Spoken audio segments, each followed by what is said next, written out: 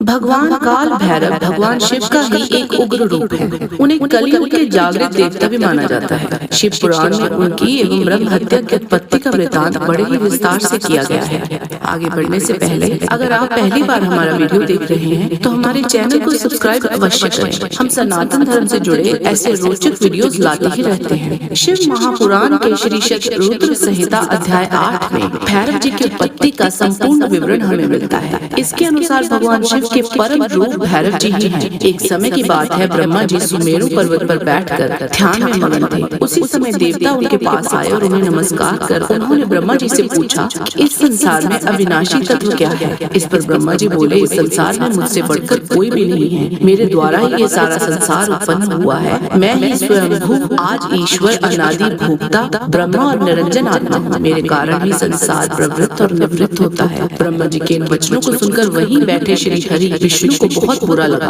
और वे ब्रह्मा जी से बोले, तुम इस प्रकार अपनी स्वयं की प्रशंसा ना करो, क्योंकि मेरी आज्ञा के फल स्वरूप ही तुम इस सृष्टि के रचयिता हो। इस प्रकार श्री हरि और ब्रह्मा जी आपस में ही लड़ाई करने लगे। तब उन्होंने अपने को उच्च सिद्ध करने के लिए वेदों का स्मरण किया। फल स्वरूप चारों वेद वहाँ उपस्थित हो गए। सर्वप्रथम ऋग्वेद बोले, जिसके भीतर समस्त भूत निहित है और जिसके द्वारा सब कुछ प्रवृत्त होता है, जिन्हें संसार में परम तत्व कहा जाता है, वह एक भगवान शिव ही है। यजुर्वेद बोले, उन्हीं भगवान शिव शंकर को संपूर्ण यज्ञों तथा योग में स्मरण किया जाता है। तत्पश्चात सामवेद बोले, जो समस्त संसार के लोगों को भरमाता है और जिसकी खोज में सदा ऋषि मुनि लगे रहते हैं, जिनकी कांति से सारा विश्व प्रकाशमान होता है, वह त्रयंबक महादेव जी ही हैं। इस पर अथर्ववेद बोले, भक्ति से साक्षात्कार कराने वाले तथा समस्त दुखों का नाश कराने वाले एकमात्र देव भगवान शिव ही हैं। लेकिन भगवान ब्रह्मा और भगवान विष्णु दोनों अविश्वास में हंसने लगे और बोले, हे वेदों, तुम्हारे वचनों से सिर्फ तुम्हारी अज्ञानता ही झलकती है। ब्रह्मा जी और विष्णु जी के इन वचनों को सुनकर हर जगह मूर्त और अमूर्त रूप में विद्यमान रहने वाले ओंकार भी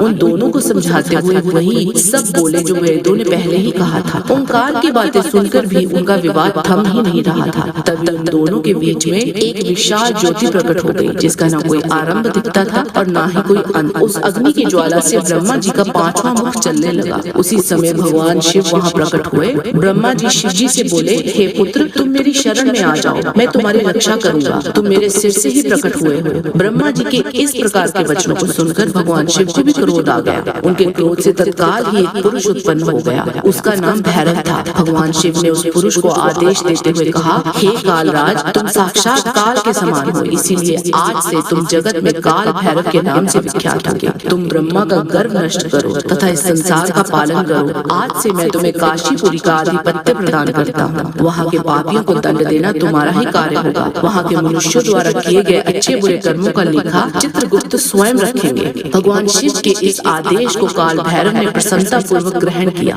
तत्पश्चात उन्होंने अपनी बाईं उंगली के अग्रभाग से ब्रह्मा जी का 5वां सिर काट दिया। यह देख ब्रह्मा जी भयभीत होकर शतरुद्रीय का पाठ करने लगे। भगवान शिव की कृपा से ब्रह्मा जी और विष्णु जी के बीच का विवाद तुरंत समाप्त हो गया। ब्रह्मा जी को शिव जी का अपमान करने पर अत्यंत पछतावा हुआ। वहाँ भगवान शिव ने उन्हें क्षमा भी कर दिया। तत्पश्चात भगवान शिव ने काल भैरव को आज्ञा दी कि वे सदा ब्रह्मा और विष्णु का आदर करें और पापियों को दंड प्रदान करें। भगवान शिव की आज्ञा से काल भैरव ने कपालिक व्रत को धारण किया। वे अपने हाथों में कपाल लेकर काशी नगरी की ओर चल दिए, परंतु ब्रह्म हत्या नामक कन्या उनके पीछे लग गई। एक दिन जब काल भैरव कपालिक वेश धारण करके भगवान नारायण के स्थान पर गए, तब भगवान शिव के भैरव रूप को आता देख सब देवताओं एवं ऋषि मुनियों ने उनको हाथ जोड़कर प्रणाम किया। भगवान विष्णु ने भी देवी लक्ष्मी के सामने काल भैरव महिमा मंडल किया और उन्हें बताया कि यह भगवान शिव की ही रूप है। परंतु काल भैरव को इस प्रकार भिक्षा मांगते देख भगवान विष्णु ने इसका तात्पर्य पूछा। काल भैरव जी बोले, हे नारायण, मैंने ब्रह्मा जी का 5वां सिर काट दिया था, इसीलिए उस पाप का पश्चाताप करने हेतु मैं ये कर रहा हूँ। तब देवी ने भिक्षा के रूप में मनोरथी नाम की विद्या भैरव जी के भिक्षा पात्र में डाल दी। भिक्षा प्राप्त कर भैरव जी अन्य स्थान की ओर निकल पड़े। तभी विष्णु जी ने भैरव जी के पीछे जाती हुई ब्रह्म हत्या को देखा और उससे कहा कि वह शिव जी का पीछा छोड़ दे। परंतु ब्रह्म हत्या ने कहा कि इसी बहाने ही सही मैं शिव जी की सेवा करती हूँ। यह कहकर ब्रह्म हत्या फिर भैरव जी का पीछा करते हुए काशी नगरी के समीप आ गई। वहाँ पहुँचते ही ब्रह्म हत्या पाताल में समा गई और ब्रह्मा जी का सिर भैरव जी के हाथ से छूटकर पृथ्वी पर गिर पड़ा। जिस स्थान पर काल भैरव जी जी के हाथ से ब्रह्मा जी का 5वां सिर गिरा था, वह स्थान कपाल मोचन तीर्थ के रूप में प्रसिद्ध हो गया। जब तक भैरव जी पूरी पृथ्वी का भ्रमण करके काशी नहीं पहुँचे,